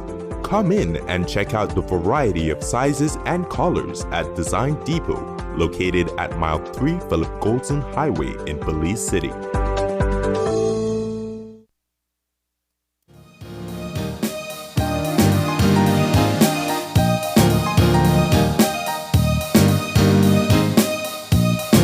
And we're back. Just like that, we're back and we're moving now into our third and final segment for the morning. This one is definitely something you would want to stay to listen to. Very important. Between 5 and 13, we're talking about children here having their own business, getting a chance at entrepreneurship and showcasing what they've got to offer. This will be taking place in the Garden City of Belmopan. And speaking of Belmopan, we're graced by none other than the mayor of Belmopan herself, Sharon Palacio. And she's also being flanked by Laisha Paul, the Vice President of Belmopan Child Advisory Body. Yes. Guys, good morning and welcome. Good morning. Good morning and thank you. I tell you what, we're so happy to have both of you on this morning. I think John was waiting for this conversation all morning because it's not every day that we see this kind of, we see pop-up shops, right? Yeah. And we see young entrepreneurs, at least from the ages of 16 and older. Can you tell us, Mayor Palacio, what made you think about this particular pop-up shop for this age range, 5 to 13? What was the inspiration behind it? Well, I must say that first we started off with the night market. Yeah. And there's where we have participation of a different age group. Yes. And our dynamic counselor, I cannot take the credit for this one, but Councillor Pauline Tillit-Soberanis, she quickly realized that the younger we encourage economic activity, the better. Because we at City Council, that's exactly what we're promoting. Of course. How to empower people from an economic standpoint. So she came to me one day at the office and she said, Mayor, I'm going to have every second Saturday of the month, this pop-up shop, pop-up market for young entrepreneurs. She came with the venue and everything. And I told her, definitely just go for it. And since we have our children advisory body, CAB, she quickly got them involved. They're a part of the planning because, as you know, it's always good to have young people involved. So here we are now, as young as 5 will be having their own show, their own business. So it's going to be very interesting. Aww. And I cannot take the credit. It's all Councillor Pauline Tillit-Soberanis. That's right. I tell you what, it takes unification for you to have these kinds of things, and of course for them to be successful. I am so happy to hear that this will be going on. But who 5-year-old is a business, Mayor? Who 5-year-old is a business? Let's talk about these entrepreneurs. I mean, 5 years old to 13-year-old. We have these people in Belmopan? And there's where I'm going to have my co-host, my CAB representative, Lanisha, to speak about the 5-year-old. Lanisha, talk to us, man. Where do we find these 5-year-old with business? Right. Okay, so when we were discussing the age group that we wanted the young entrepreneur shop to be open to, we picked from 5 to 30 because even though that's a bit young, there are children who have, I wouldn't say businesses, but some of them just have stuff that they can sell or they want to sell. So that's why we have that age group open. And right now we have a child who's 7 years old and she has her soap company and she will be there Saturday. So it's not the fact that they're young, but just the fact that we want to like give them that opportunity to be able to sell for their business. Yeah, I still think that it's amazing that they are young, and yes, you're absolutely right. You don't discredit the fact that they're young to what they can produce. Can you tell us more about the types of entrepreneurs and businesses that will be at the pop-up shops, and how many people registered already? Okay, we have a lot of people who have already registered, and we have businesses such as Sweet Needs, who's like pastry. We have businesses like Rosie Shoes, and she's actually a 19-year-old, and she makes shoes, and she's coming all the way from San Ignacio to be selling. We have people who be selling things like piñatas, clothes. There's a lot of pastries. There'll be food, games. So all of that are the different businesses we have. And like I said, a lot of people have already signed up, but of course, there's still a few spaces available. So if you're interested, I highly suggest registering at the City Council. And this, it will take place at the Belmopan Market Plaza. Correct. All right. Can you, Mayor Palacio, can you talk to us a little bit about the importance of showcasing these types of events, especially for young people? Tell us about the youths and how we think this is going to benefit them. April and John, I think that it's very important to engage young people from a tender age. Yes. And most times their creativity comes from their environment. So at this point, I want to congratulate the parents who are, you can see that they are doing a wonderful job with their young people. And especially when you think about this 5-year-old, I cannot wait to visit that 5-year-old booth. Yes. Very interesting. And here in, as you all know, the city of Belmopan, you'll always hear, oh, that's a boring city. Nothing happens there. But my mission is to change that narrative, because the city of Belmopan, number one, is a melting pot of cultures. Indeed. Number two, it is the capital city. But normally you only hear that, oh, government, they have meetings there, you hear about the government buildings, etc., etc. But now I am sure that at home and abroad, you're hearing Belmopan. Yeah. And it will only get better and bigger. The last Saturday is the night market, and we have people from all over the country coming. Yeah. And Jan and April, if you haven't attended our night market, please, I'm giving you a personal invitation. Well, I live there, Mayor, so I definitely don't visit. I know you live there, April, but I know you visit too. So invite everybody. And then now the second Saturday will be for the young people specifically. The ages, you can see that it's targeted. So again, that's another big event for Belmopan.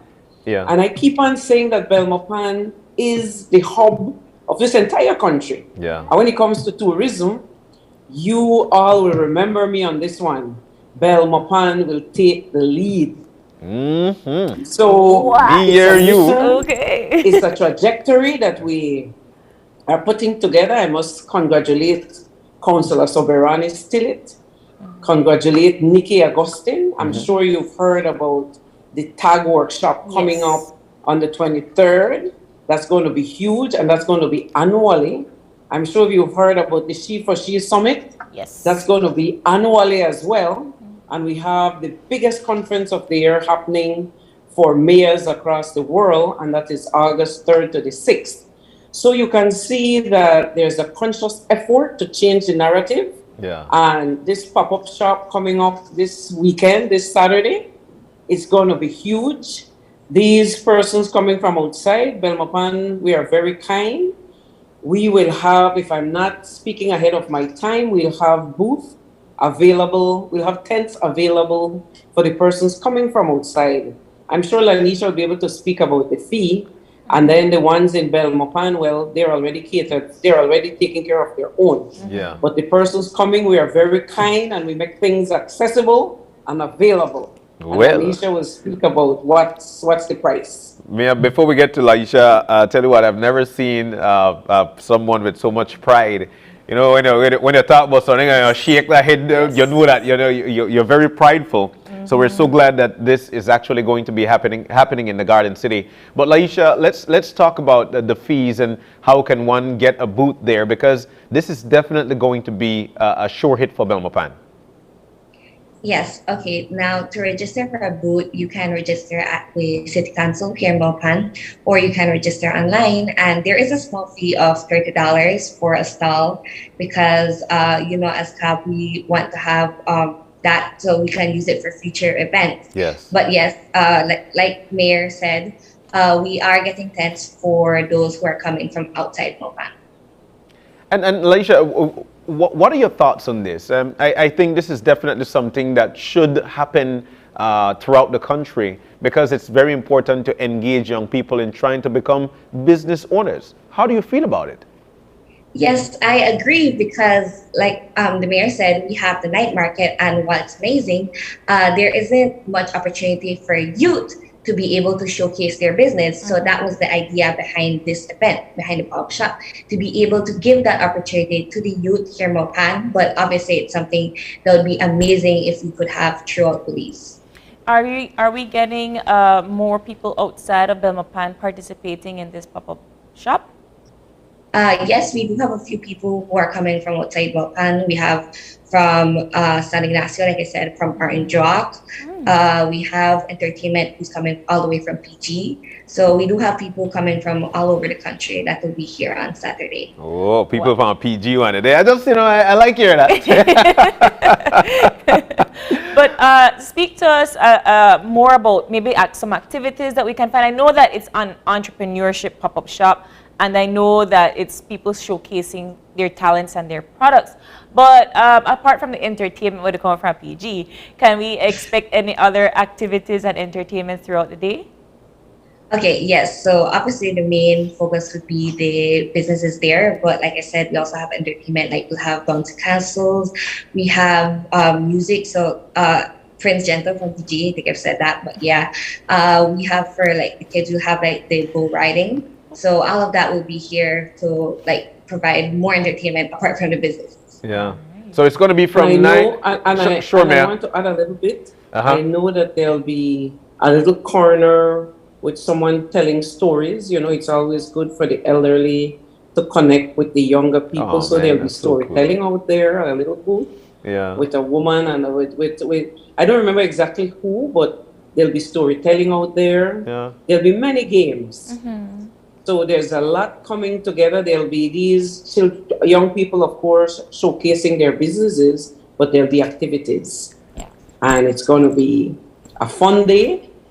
And I know that we have several Belmopanese already. They've registered. And as Laisha said, we have young persons coming from outside. And when you have young people, and you know what's the secret about engaging young people? It is very...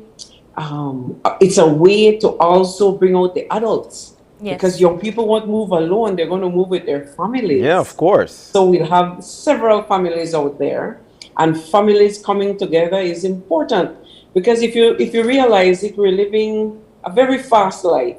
So at events as such, when you bring the family together, it's important. Yeah. Mayor, you said it well. And again, it's going to be where? What part of Belmopan will this market be? The Market Plaza. And everybody now knows where they have the big market day. There's exactly where it's going to be held. Oh, that's a nice spot too. Yes. And they have other shops and stuff there open throughout the day. So you could get your what's the ice cream from Paradise Cafe? I forget it's dairy free ice cream. Wow. Yes, and sugar free. Well, Mia and Laisha, we're so thankful, because it's important for folks to understand how big entrepreneurship is. Before we let you go to Mayor, there might be other municipalities who would want to venture off into such thing. Why would you advise for them to do that? Well, I would definitely advise them. And of course, all 8 municipalities, well, we have 9 municipalities, 76 of us elected at the municipal level, and we are very united.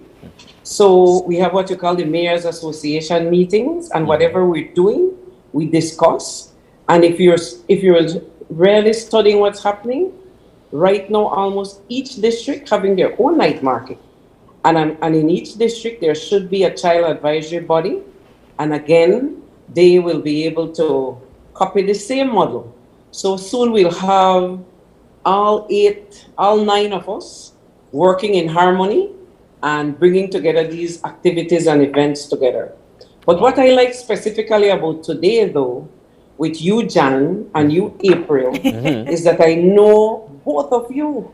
Yes. Yes. And I know, I mean, you know, I feel special because I know you people from even before, I would say as little kids, you know, because I know your parents. Yeah. Yes. And Yes. I didn't even know April is on Channel 5, you know. April That's the show Rachel. yeah. Give it trouble. I remember one day I saw her, but I know she's a historian. So I thought that she was discussing history. I'm always on the run. Yeah. But April, congratulations. I'm so happy to see you there. Thank you. And also, John, well, you've been there. Well, yeah. This coming together is very good. I like the synergy. That my people's that. Our people's, yes. Mayor, thank so you. much. Thank And you so much. Laisha, Paul, we want to wish you guys all the success, all the best for this night market. And I do hope that it could be something, or is something, that will be trickling down into the other municipalities. Thank you guys for joining us this morning. Thank you so much for having us. Yes, Thank you. for having us. All right. Right. Just like that, April. Right. We're about to take our final break of the morning. When we come back, of course, we'll be wrapping things up. I think I got my birthday shout out. We'll tell think you so? who that is when we come back. Stay with us.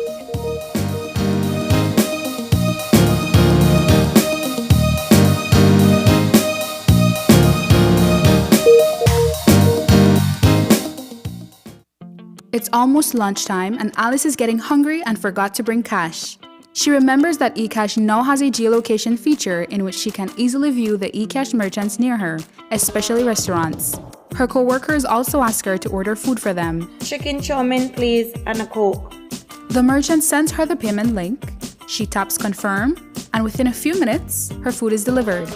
Alice then views her transaction history and taps on the transaction recently made, then taps the split the bill button where she selects the unevenly option and moves the bar to the desired amount per person. The request is then sent to her friends. Her colleagues accept the request and are ready to enjoy their meals. Geolocation and splitting the bill via eCash make Alice's life a whole lot easier.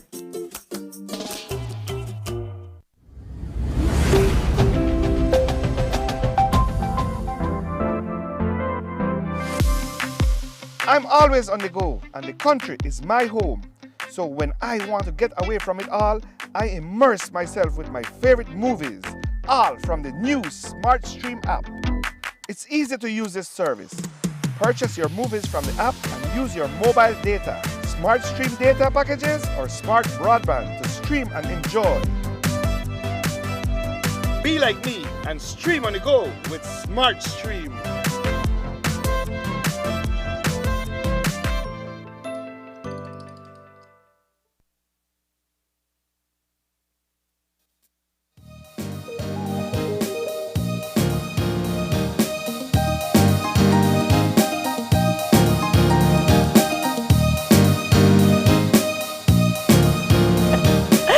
And we're back, and just like that, we've come to the end of our show for today. It was a great one. I'll tell you what, very educational.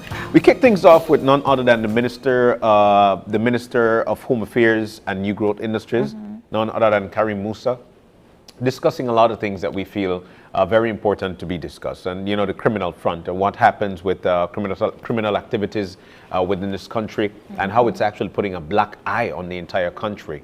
And we want for folks to understand that there are places you can go if you know something and you've seen something, then it's best for you to say something. We always talk, April, about our conviction rate, but how do we convict people if we're not sharing information. We don't have to help, evidence. and we don't have evidence. But if you've seen something, then of course you are that bridge. You know, so things can actually happen for the best of different families who've been impacted. Agreed. And of course, we had to speak to him a little bit about the referendum on the marijuana front and how he believes this new industry can change the economy in Belize for the better, and also the crime rate as well, how that can impact in a positive manner the crime rate in the country. So, you know what, all of these questions, all of these conversations are things that we should have with each other. We were just lucky enough to have the man himself in studio to talk to him a little bit more about it and what he thinks. At the end of the day, he's just one representative. He's just one. And, you know, as much as he would like the predictability of positive impact, you never know how it will go. You never know. And it might work, it might not work, but we should try at least to see how we stand. Trying to curb crime in our country is everybody's business, absolutely. April. It's everybody's business. You can't just wait for the police because you feel the police have got the answers to what had happened. They never did. So, you know, so my thing is that what we need to do is to continue to liaise for the better, have that great conversation and that great relationship with the police force so they can have a great relationship with you. If you see something, say something, and that's the only way we're able to help each other. Agreed. It's together we have to do this. Absolutely, and we continue to have that conversation, but we shift gears into the another important conversation to have about fuel and fuel prices in the tourism industry. And we had the folks here from BTB and the Ministry of Tourism and Diaspora to talk to us about their 5-month fuel subsidy program and how that should positively impact the tourism industry in Belize. I learned what the difference between a tour guide and a tour operator was. Yes. About you. But it is good to hear positive feedback about the growth of our tourism industry in Belize and these changes that we think is going to continue to grow that industry. Indeed, So great conversation indeed, and we're so glad that tourism is actually rebounding in our country, somewhere around 60 to 70%. We're leading in that category throughout the Caribbean, so we're so thankful. And it is, again, with all of us and making sure that we adhere to rules and regulations that is putting us where we are with respect to tourism and everything else that that comes within our country. So we're so thankful for that. And also, we want to say a big thank you for the Mayor of Belmopan, Sharon Palacio, and of course, Laisha Paul, for joining us this morning and telling us all about this youth entrepreneurship night market, not night market, but market that will be happening in Belmopan this Saturday.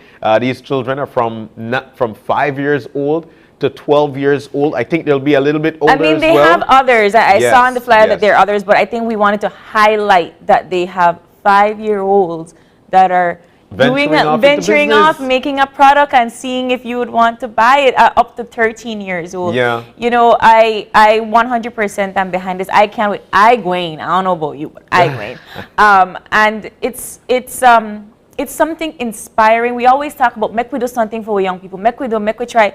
And it's these kinds of initiatives that are steering us in the right direction. That's right. And I feel it's something that should be happening in every municipality across this country because our young people are very talented as well. Let's continue to shine that light on them and give them the opportunity to showcase what they've got to offer. Love it. But we've got to go. I did mention I might have a birthday shout out.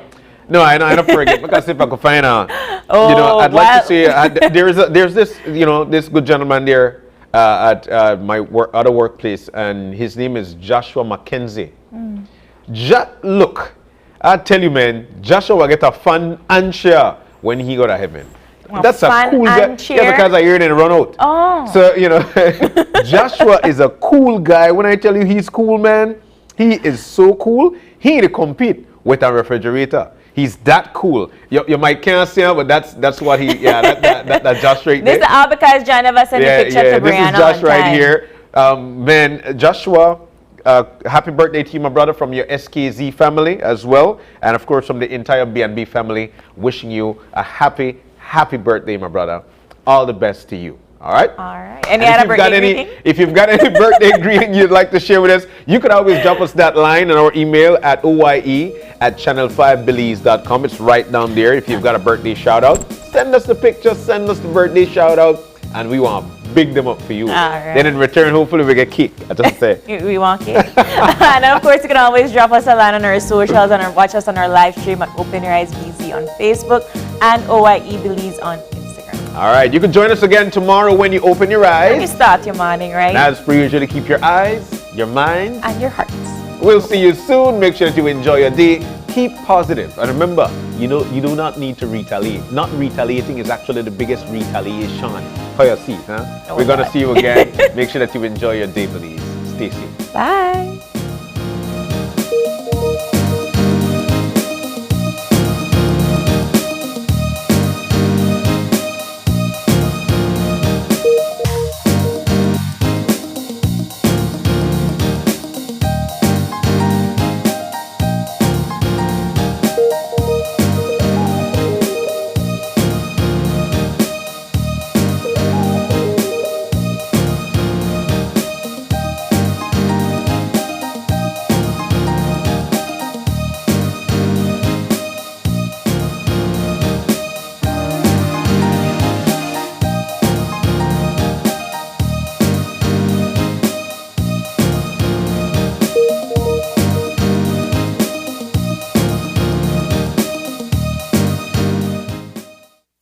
Open Your Eyes was brought to you by the Belize Bank. Our country, your bank.